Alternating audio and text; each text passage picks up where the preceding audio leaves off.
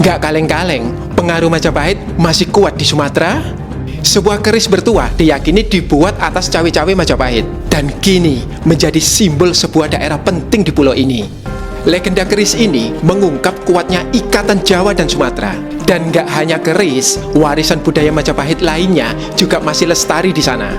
Oke teman-teman, kita masih di Indonesia, tepatnya di kota Jambi.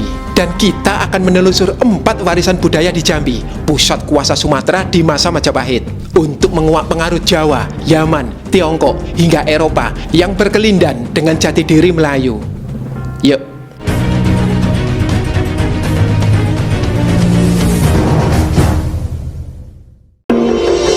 Asisi Telisik Suwarna Dwipa didukung oleh Balai Media Kebudayaan dan Kantor Perwakilan Bank Indonesia Provinsi Jambi. Maklumat dari orang kayu hitam mengejutkan rakyatnya. Ia menolak tunduk dan membayar upeti pada Majapahit.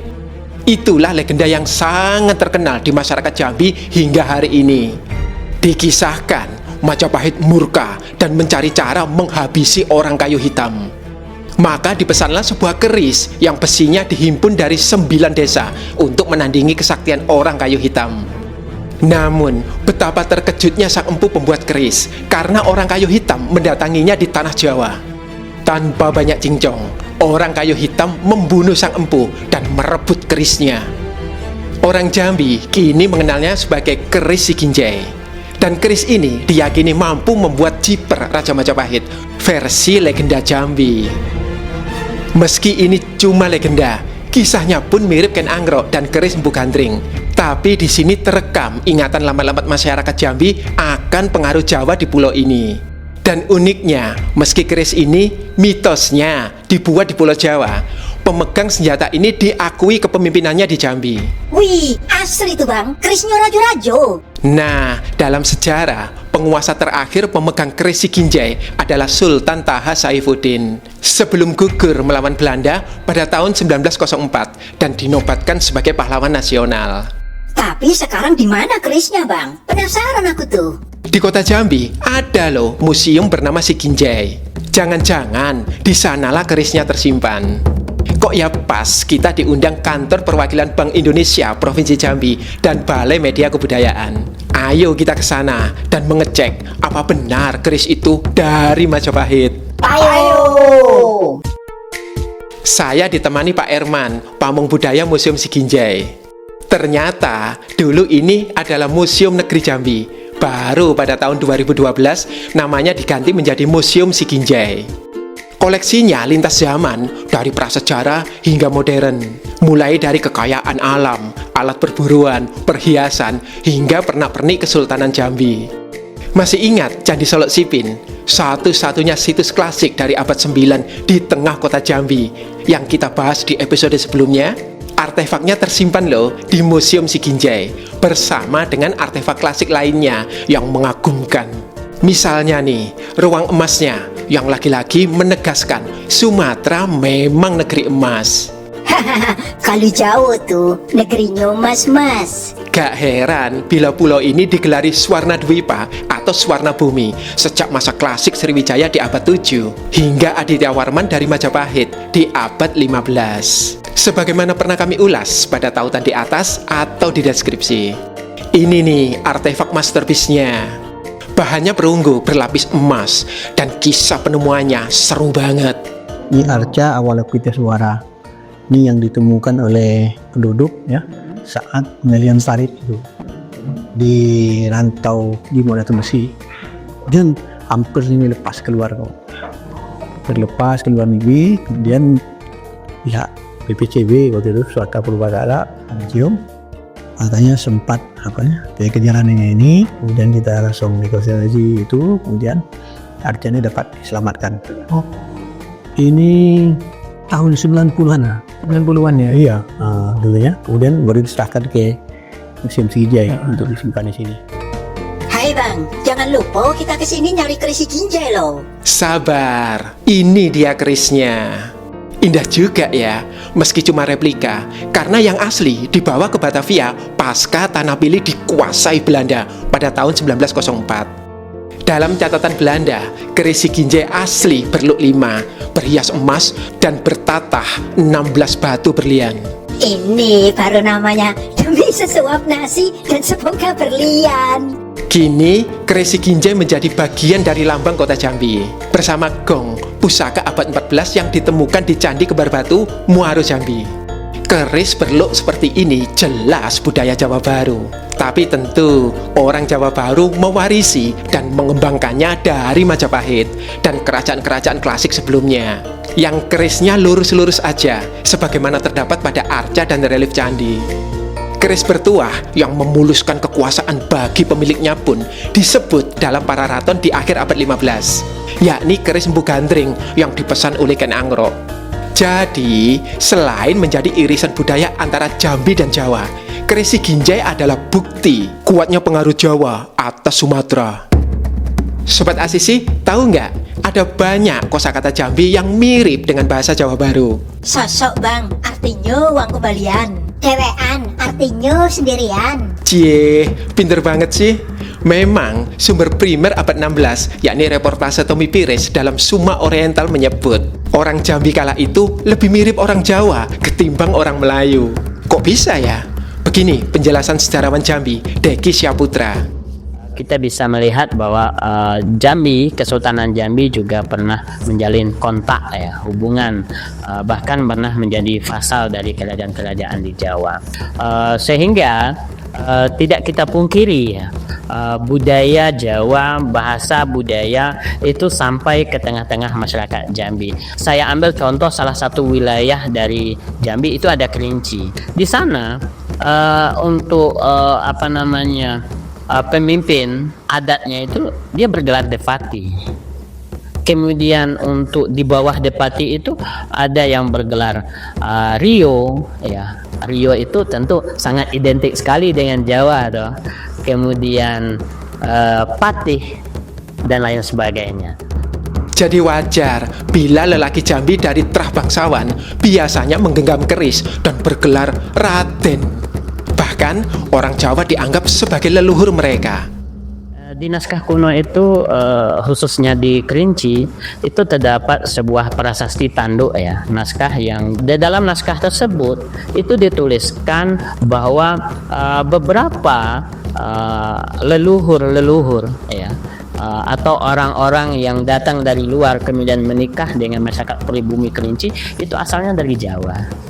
Disebutkan bahwa misalnya si Gindo Junjung ya, dia berasal dari Jawa, kemudian datang ke Kerinci, kemudian menikah di Kerinci. Kemudian kita ambil lagi contohnya Mangku Agung ya, dia juga berasal dari Jawa, kemudian menikah di Kerinci. Menarik ya. Dan ikatan kuat Jawa Jambi ini semakin terasa erat saat kita melintasi Sungai Batanghari yang dihubungkan oleh Gentala Arasi, jembatan ke pusat dagang kuno. Catatan Yingya Senglan dari abad 15 menyebut tempat bernama Kukang, sebuah wilayah perdagangan penting di Sumatera. Kok kayak nama satwa liar dilindungi bang? Bukan, sinolog Grunewald menduga Kukang adalah nama kuno untuk Palembang. Tapi kalau kita cermati, ciri-cirinya justru lebih mirip Jambi. Karena diceritakan saat menyusuri sungai dari arah Muara, para pedagang dari berbagai bangsa melihat kompleks percandian Bata Merah di kiri kanan sungai sebelum mereka sampai ke ibu kota. Sangat mungkin itulah KJBN Muara Jambi, kompleks kuno berisi 115 candi di lahan 4.000 hektar. Yang pernah kami ulas pada playlist di atas atau di deskripsi. Sungai Batanghari membelah Jambi menjadi dua. Di satu sisi ada kota Jambi, di sisi lainnya ada kota Seberang. Seberang itu kalau kita ambil pada masanya ya, pada masa Kesultanan, pada masa Kerajaan Jambi, kota Jambi hari ini, kota Jambi yang sedang tempat kita berada ini itu namanya Tanah Pilih. Ya, itu pusat pemerintahan, keraton. Nah, sedangkan seberang sana itu kota dagangnya, pusat perekonomiannya. Nah, dengan adanya posisi seberang itu sebagai kota perekonomian, ya, sehingga Cina, Tionghoa, itu dia membuat perkampungan sendiri, ya, tepatnya itu di wilayah Ulu Gedong dan Ulak Kemang, ya, itu pecinannya Jambi, ya. Kemudian untuk Arab sendiri, keluarga Arab, dia menetapnya di Kampung Arab Melayu. Kota dagang kuno itu bisa kita akses dari kota Jambi melalui jembatan Gentala Arasi, tapi dengan berjalan kaki. Panjangnya 500-an meter. Di sisi kota seberang ada Museum Perkembangan Islam dengan menara jam yang tinggi menjulang. Dan di bawah jembatan ada banyak operator yang menawarkan pengalaman menyeberangi sungai kuno dengan perahu. Bersama rekan-rekan dari Kantor Perwakilan Bank Indonesia Provinsi Jambi serta Dinas Pariwisata dan Kebudayaan Kota Jambi, saya pun ke kota seberang. Niatnya sih melacak pengaruh Jawa di pusat dagang kuno ini, namun saya malah berjumpa makam bangsawan keturunan Yaman rasa lokal. Sobat Asisi tahu nggak Pangeran Diponegoro? Tahu dong, Jawa banget. Nah, saya kaget. Di kota Jambi seberang ada loh toko sejarah yang gelarnya kejowo-jowoan. Ialah Pangeran Wirokusumo yang berperan penting menyebarkan Islam di Sumatera, khususnya di Jambi. Juga berdagang, kemudian menyebar agama Islam. Bahkan Sayyid Idrus itu dia menikahi putri dari kerajaan, putri seorang raja, sehingga dia bergelar Pangeran Wirokusumo. Sayyid Idrus bin Hasan Al-Jufri alias Pangeran Wirokusumo menduduki posisi kunci di Kesultanan Jambi antara tahun 1858 hingga 1881. Menurut sejarawan Arif Rahim, ia keturunan pendatang Arab dari Hadramaut di Yaman. Pada tahun 1880, Pangeran Wirokusumo mendirikan masjid tertua di Jambi, yakni Masjid Al-Ihsaniyah. Lihat, dari foto Belanda, tampak gaya masjid ini menyerupai masjid-masjid kuno di Jawa yang beratap tumpang tiga, seperti Masjid Agung Demak. Ini sinkron dengan catatan Tommy Pires dalam Summa Oriental dari awal abad 16, bahwa Jambi berubah menjadi kerajaan Islam setelah sempat dikuasai oleh Demak. Lagi-lagi, style masjid beratap tumpang tiga ini merupakan warisan budaya Majapahitan, sebagaimana pernah kami ulas pada tautan di atas atau di deskripsi. Nah, kemiripan lainnya, Masjid Al-Ihsaniyah dan Masjid Demak sama-sama di dekat perairan, dan makam pendirinya berada di halaman masjid. Ini dia makam Pangeran Wirokusumo. Saya kagum melihat jirat dan nisannya. Bahannya dari granit halus dengan ukiran floral yang indah. Makam sang pangeran ditemani makam putranya, Pangeran Sutodoa, juga makam Tengku Putri, dan 2 makam anonim. Makam-makam ini sebenarnya telah dipindah dari tempat asalnya saat renovasi masjid. Nah, beda dengan Masjid Agung Demak yang bentuk aslinya masih dipertahankan sehingga unik. Masjid Al-Ihsaniyah, jeng-jeng, sudah disulap menjadi masjid modern dengan kubah bergaya Arabia. Wah, tak bisa lagi jadi cagar budaya. Lah hilang keasliannya.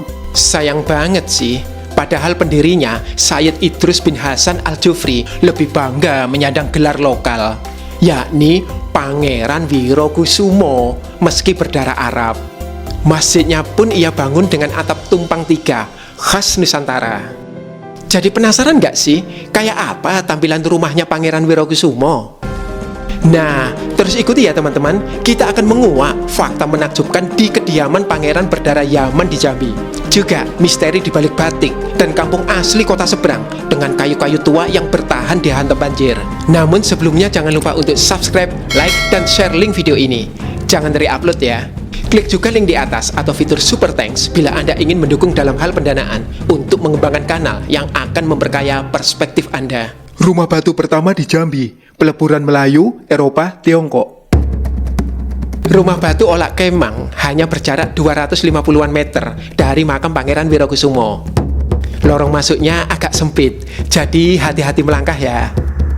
Wow, bangunannya eksotis. Rugi kalau ke Jambi tapi nggak ke sini. Rumah batu Olak Kemang, kediaman Pangeran Wirokusumo, menghadap Sungai Batanghari ke arah selatan. Ia dirancang Datuk Sintai, arsitek Tionghoa Muslim, tahun 1861. Makanya banyak peleburan budaya di dalamnya. Gerbangnya berupa angkul-angkul, style lokal, dengan pilar bergaya Eropa, dan atap bercorak Tiongkok. Iyo bang, yang blasteran tuh biasanya elok nian. Secakep aku, blasteran Solo Jogja. Yuk, kita cek bangunan utamanya. Lihat, bingkai-bingkai lengkungnya khas Eropa. Begitupun hiasan dinding di ruang tengah. Tapi perhatikan, di bingkai pintu utama ada ornamen naga khas Tiongkok. Di bagian belakang ada tangga batu bergaya Eropa, sisa dari kemewahannya sebagai gedung berlantai 2. Dulunya, di tingkat 2 ada lantai dari kayu, khas bangunan Melayu. Selera Pangeran Wirokusumo memang berkelas. Bangunan ini dinamakan Rumah Batu Olak Kemang karena konon dulu ia satu-satunya rumah bertembok bata. Di saat rumah warga umumnya berbahan kayu. Tapi rumah tradisional Jambi sebenarnya dibangun dari kayu-kayu yang dikdaya, men. Nanti kita buktikan ya. Tapi sebelumnya mari kita singgah ke Batik Asmia, goresan estetik Jambi Jawa. Dari Rumah Batu Olak Kemang, Rumah Batik Asmia deket banget, hanya 500-an meter alias 2 menit berkendara. Dan beneran Jambi punya batik. Batik Asmia telah melegenda dan dijalankan oleh 3 generasi. UMKM binaan BI Jambi ini juga meraih banyak penghargaan. Saat menemui kami di galerinya, Dita, pengelola Batik Asmia, menceritakan mitos di Jambi yang cukup mengherankan. Katanya, di sini hanya orang Jawa atau yang berdarah Jawa yang dapat membuat batik berkualitas. Ya memang sih, sang pendiri Batik Asmia, yakni nenek Kak Dita, adalah keturunan Jawa Demak. Saya jadi penasaran, apakah batik Jambi juga mengenal strata atau kelas sosial seperti di Jawa Baru? Kalau Jambi nggak ada. Oh, nggak ada. Nggak ada. Nggak ada larangan ibaratnya kan. Lebih ke tekniknya aja. Ini tulis biasa, yang premium atau yang limited. Kalau yang biasa ini cantingannya itu pakai canting nomor 3, ibaratnya yang agak besar kan. Nah, pembuatannya juga ya terbilang nggak lama, 2,5 bulan untuk satu kain. Nah, kalau yang premium itu sekitar 5 bulan, cantingannya ada nomor 2. Nah, kalau yang limited tadi dia agak lama karena cantingannya 0 dan 1. Nah, itu yang bikin PR, yang bikin lama, yang bikin mahal juga sebenarnya. Karena pekerjaannya bisa sampai 1 tahun untuk satu pengrajin. Yo iki definisi ono rego ono rupa. Untuk menjaga kualitasnya, Batik Asmia memperkerjakan 25 pembatik yang diseleksi dengan ketat. Jadi nggak kaget ya kalau batik-batik premiumnya sukses menembus pasar mancanegara. Juga punya gerai tetap di Jakarta dengan langganan para pejabat. Di sini saya pun melihat motif-motif yang tidak biasa. Ada ikon kota Jambi seperti Angso Duo dan Gentala Arasi. Favorit saya, Candi Muaro Jambi juga dijadikan batik. Tiap motif batik Jambi yang dari Asmia itu semua ada Filosofinya. Salah satunya motif tampuk manggis. Nah, tampuk manggis. Jadi tampuk manggis itu buahnya buahnya di luar warna hitam, di dalamnya putih. Oh iya. Nah, jadi jangan lihat orang dari luarnya aja, tetapi lihat dari isi hatinya. Terus tampuk manggis ini simbol kejujuran. Jadi ada limingan yang di atasnya itu ada 6 misalnya. Pasti di dalamnya juga 6 kan. Nah gitu. Itu salah satu motif bestseller dari sini. Jadi dari zaman nenek saya, ibu saya, terus ke saya, itu motif tampuk manggis paling bestseller. Tapi dengan desain yang berbeda-beda. Jadi biar orang nggak bosan, walaupun namanya tetap tampuk manggis, tapi dia setiap tahun ganti desain. Belikan kami bang, belikan kami bang. Sip, tapi motif di timpuk manggis aja, mau? Ya bonus penjut dong. Yang menarik bagi saya adalah eratnya ikatan Jambi dan Jawa dalam mitos dibalik pembuatan batik Jambi. Namun, Jambi nggak hanya menerima pengaruh dari Jawa loh, tetapi juga dari Tiongkok, Arab, dan Eropa.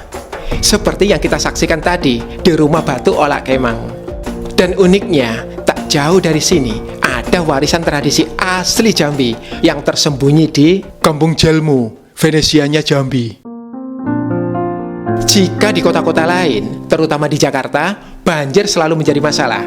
Di Jambi situasinya berbeda. Saat banjir datang, tangkapan ikan berlimpah dan anak kecil belajar berenang. Banjir musiman dari Sungai Batanghari direngkuh masyarakat sebagai bagian dari kehidupan mereka.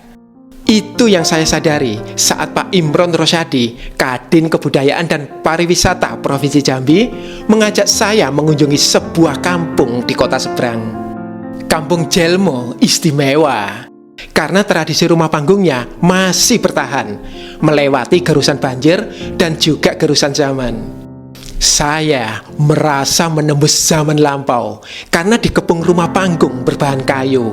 Dan banyak orang Jambi nggak tahu keberadaannya, padahal kampung Jelmo gak jauh dari kota. Kami pun mampir di salah satu rumah yang memiliki 3 lapis ruangan. Ruang paling depan untuk menerima tamu, ruang selanjutnya untuk tamu kerabat yang belum cukup dekat, dan yang terdalam hanya boleh dimasuki kerabat yang sangat dekat. Kalau teman tapi mesra, masuknya kemana bang? Ojo aneh-aneh.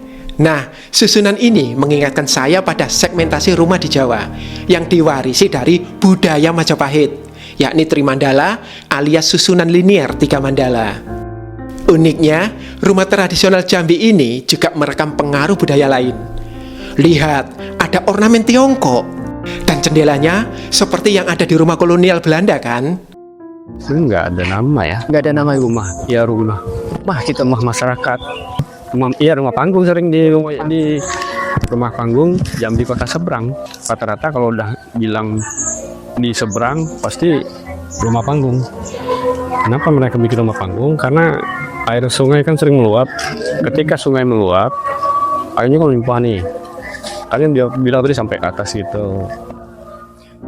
Menelusuri kampung Jelmo, saya pun teringat pada desa Sade di Lombok dan Kitekesu di Toraja. Desa-desa adat yang dikelola menjadi wisata budaya dan moncer hingga ke mancanegara. Serius nih, kampung Jelmo juga punya potensi yang sama. Rumah-rumahnya bisa dibuat homestay, gerai souvenir khas, workshop pembuatan batik Jambi, atau digabung dengan tur ke situs-situs bersejarah untuk pengalaman otentik di kota seberang Jambi. Iyo nian tuh bang, jangan cuma Candi Moro Jambi yang diangkat. Sejarah kota Jambi dan seberang juga menjual. Saat kering, kampung Jelmo menarik. Saat banjir pun semakin menarik. Ini kita ada di bawah bangunan. Ini kayunya kayu bulian. Memang usianya sudah ratusan tahun. Dan yuk kesini. Ini menariknya di tiap bangunan. Ini ciri khas banget. Ciri khas dari rumah panggung di sini. Itu ada perahu. Kenapa kok tiap rumah ada perahu? Karena ketika ada banjir besar, mereka menggunakan perahu ini sebagai sarana transportasi. Jadi dari naik motor, naik kendaraan biasa, tiba-tiba berubah menjadi kota air. Teman-teman ingat kota Venesia. Tiba-tiba Jambi ketika terhantam banjir berubah menjadi Venesia. Kota seberang hanyalah satu keping budaya di antara lapis-lapis peradaban yang saya telisik di bumi Jambi. Bersama percandian masa klasik dengan kompleksitasnya yang mengagumkan di KJBN Muara Jambi, serta perjuangan epik masa kesultanan dan kolonial di Tanah Pilih. Namun, sangat jelas bagi saya, kota seberang memiliki keunikan yang menjadi ciri khas Nusantara. Pusat dagang kuno ini merangkul berbagai pengaruh yang datang, mulai dari Jawa, Arab, Tiongkok, hingga Eropa. Lalu meramunya menjadi sintesa yang baru, unik, dan tiada duanya. Semakin terbukti ya, bahwa tak satu pun budaya, agama, dan bahasa yang jatuh begitu saja dari langit. Semua itu dibentuk dan ditempa oleh berbagai budaya yang berinteraksi dengannya. Luar biasa ya, kekayaan budaya Nusantara, terutama di Jambi. Semoga kita dapat menjadi pribadi yang mampu menghargai dan menerima apa adanya setiap keunikan yang datang bersama keberagaman budaya kita.